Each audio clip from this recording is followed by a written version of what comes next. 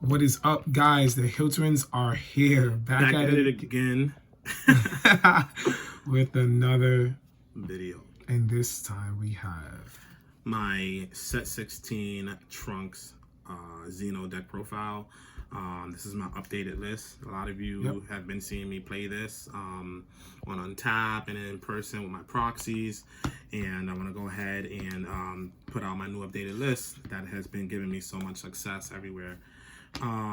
So real quick, guys, we're just gonna go into the leader. If you guys don't know, set 16 Trunks, pretty cool black leader coming out of set 16. Once per turn, you can choose one black card in your hand and send it to your warp to draw 2 cards. Right.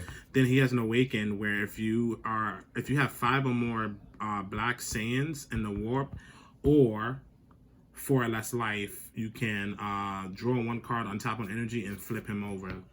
When he's flipped over, instead of having an activate main, he has a blocker skill, which is pretty nuts. Then he has an auto once per turn when this card attacks. Draw 2 cards and then warp 1 card.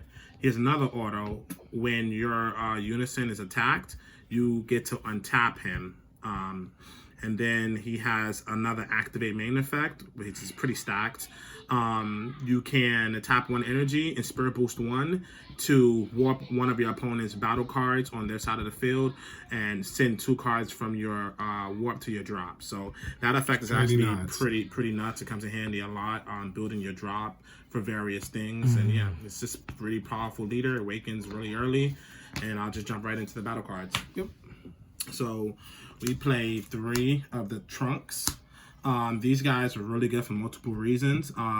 They're just your 1-drop searchers, so they search the top 5 for a 4-drop or less sand card, or a 2-drop, a specified 2-cost black unison. And so he's really powerful in this deck because you search out for your unisons and you search out for specific sands. And I'll go into the unison first. We play a unison of choice for Supreme Kai of Time. Supreme Kai of Time is just the best unison in this deck. It's going to help you just hyper speed through the deck for various reasons.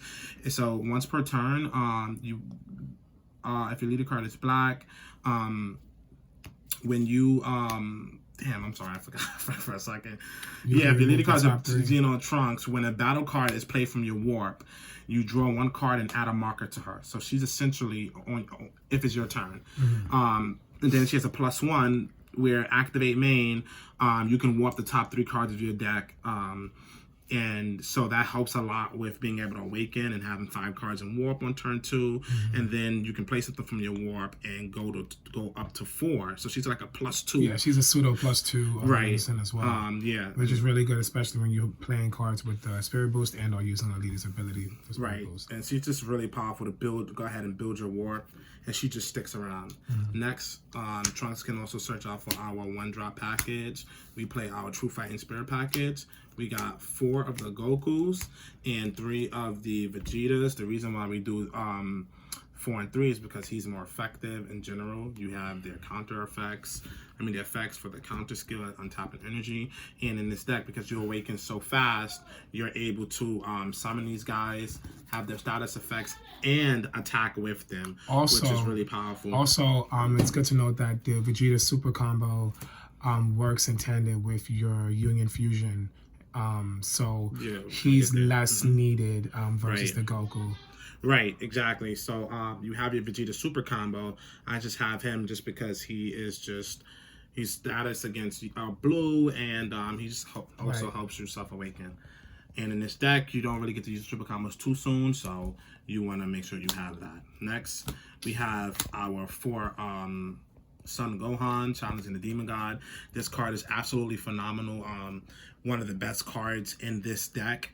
So activate main, you can tap 1 black energy. If your leader card is a Xeno Trunks, which it is, you get to play him from your warp. And then you can send the top 3 cards of your deck, up to the top 3 cards of your deck to your warp. So this is so powerful, especially on your turn 1 when you activate main. Warp him, draw 2 cards, and then summon him from 1 energy. You got a blocker or an attacker. and you warp the next top 3. So you're basically building your warp up to be able to awaken on turn 2. So he's very powerful turn 1 play, and later on in the game, you just start tapping 1 energy, and when you start, getting high in energy, you're drawing cards, and you have infinite blockers. Like, they're literally infinite. It's beautiful. Also, one other thing too, sorry to go in, but this deck is pretty nuts. You can also just like stagnate your awaken turn if your opponent is slow to use more of your energy, or to, like, if you don't want to tap out a particular turn or what have you, because he's a blocker, so Right. It's also another thing. Exactly. So it's a super powerful. Next, we got our 4 super commons of choice. Vegeta's obviously goes hand in hand with this and the Thornton package. And again, all of these cards right now he can search for. So he's really powerful. We play him specifically because we want to search out for our super combos when it's time to go for game in general. Next, we have our 4 Pan. So Pan is nasty. A very beautiful card. Little weaker than others of her type, but very powerful in this archetype.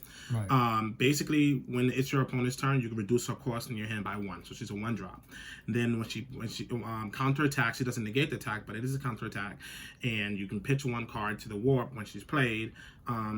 If she's played, in that case, your opponent cannot attack with battle cards for the turn unless they choose 2 cards in their hand and discards it each time. So she's basically a pseudo topo, but in this deck, she works so beautiful because you have a bunch of blockers that are just always going to be able to be played. So a lot of times you just do that, topo them, and just shut them out of battle cards. She also works because you get to send cards from your hand to your warp as well, which is beautiful. So majority of the deck, if not all, is saying we have our 2 double strikes. I mean, what's a black deck without double strike?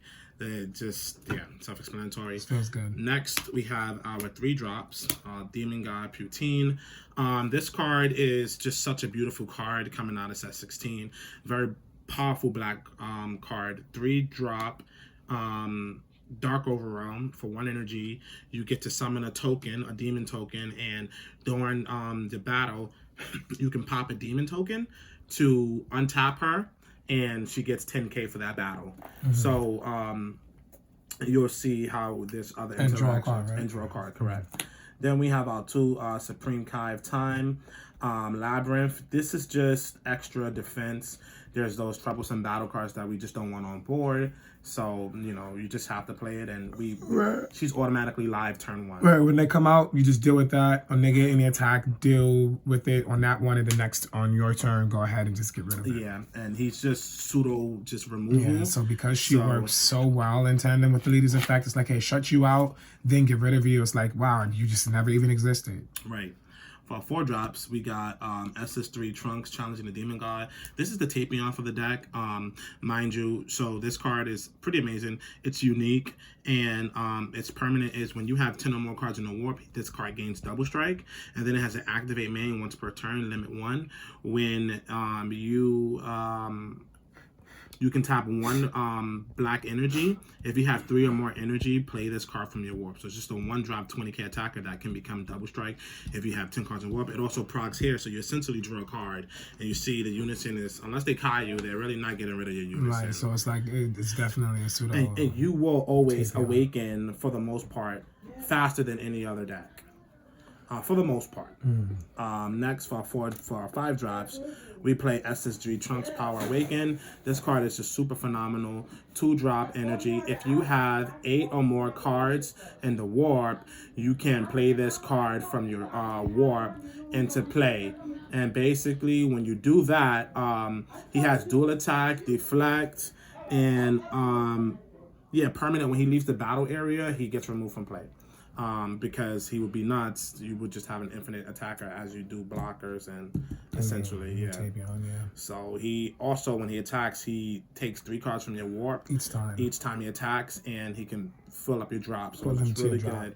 So overarm is not an issue at all for this deck. Right, and we're gonna get into the overarm real fast. So we play 4 SS4 Trunks. I mean, Goku. This card is just the cornerstone of black. This is just an amazing card.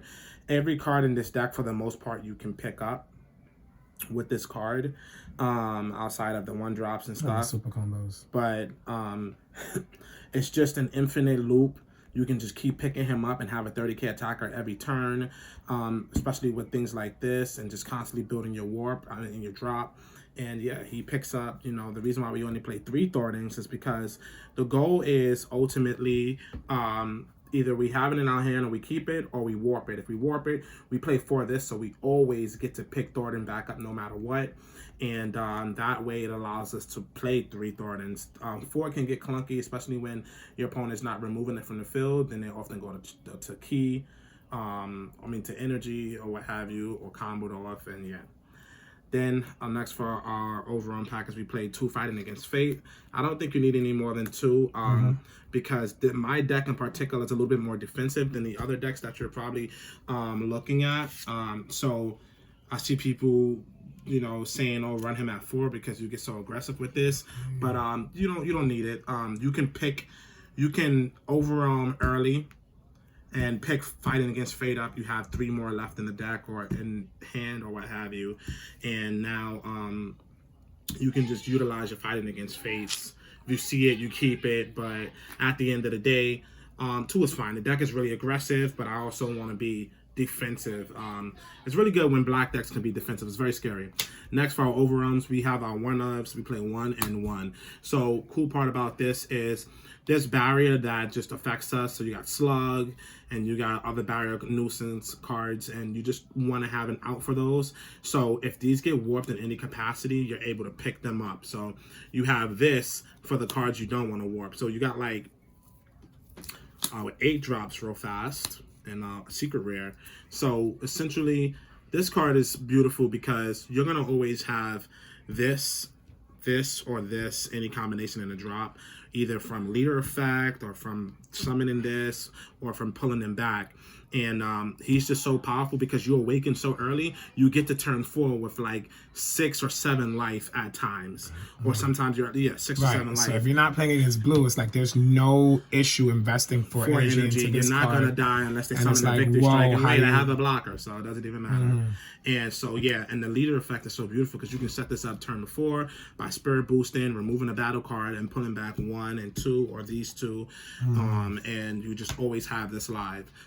And so we play the 1 of this because there are times when you warp those sands, and this may go to warp, or you just recycle. This may go to warp. And then what's so great about this, or your secret goes to warp, you can pick up these. So what's so great about this too is that it's like, yo, I'm gonna say deal with slug, then I'm gonna say, overwhelm, pick this back up, deal with the annihilation. It's just so effective. Like, every other turn, like if you're playing a longer game against control matchups where they rely on really powerful barrier cards in order to gain advantage, you just even having him as a 1-of and being able to loot that just creates so much neutral game tech. Right, exactly. And that's just pretty much the case with that card right there. And you always have this to constantly be able to find these 2 in any capacity. So next, for our extra cards, we play 2 Super Kamehamehas.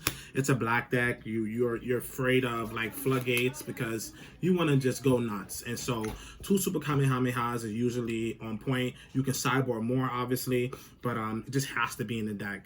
And then last but not least, we have our 4 Support of the Demon Empire. This card is completely nuts for black, and it's why my list is built the way that it is, because I can be both aggressive and defensive. This card is the new blocker negate for black, and in tandem with the Putines that we play, you just can do so much crazy nut stuff when it comes to being aggressive. Generating additional draw power. Right, additional draw power. You make her 25k on a block. You untap her, so there's just so much you can do, and there's been matches where I've been able to showcase that. But this card is so powerful because it allows black to be as aggressive as you want, right? And then you still have ways to protect yourself, and it's just super powerful, point blank. There was an alternative card that I was going to add into the deck, and I'll just show you guys real fast. And this is just, options, but I'm personally going to play 2 of them. I'm going to make space for 2 Kotsukais. I think a Pan can go down to 1. It just depends. And maybe a Vegeta can go down to 1. But 2 Kotsukais, because worst case scenario, if you warp it, you can always pull it back with leader effect. You can always get it back with him, and on the turn that you need it, you can just invest 2 energy, 1 energy to bring it back with the leader, and then 1 energy to play it. And now you can just go balls to the wall, and your opponent has to go neg if they want to whatchamacallit. So also another notable mention, you never lose it. Another notable mention is the 4-drop Boo, the black Boo that costs 1 energy, and he allows you to send him from your drop to your warp. And at the end of the turn, you can pitch 1 card and draw 2 cards. That's even as a 1-of in this deck, because you have ways to bring it back constantly when you need to play a lot of neutral game, or if you're playing against decks that are slowing you down, riposte, and they're playing a lot of floodgates, you're not at 4 life. You can really just fuel your aggression in your hand by using that card. So cards like these is one of just being able to be abused by these decks. Ability to bring back the stuff from the warp just makes it so potent. So there you guys go. This is the Hill-Twins, Trunks, Crimson, Crimson, Xeno, Crimson, Trunks. Like I said, you've seen it here first, and you've seen the Poutines here first. I love them. They're very powerful. They just provide so much protection with the plethora of attacks and aggression that I have in the deck. So anyway, y'all, hopefully you guys like the deck. Thank you guys for tuning in. Let's get this video to like 30 likes, guys, please. And yo, you guys know the deal. If we get this video to 30 likes, we're gonna probably drop some more. So without further ado, guys, this is the list, and as always, stay super.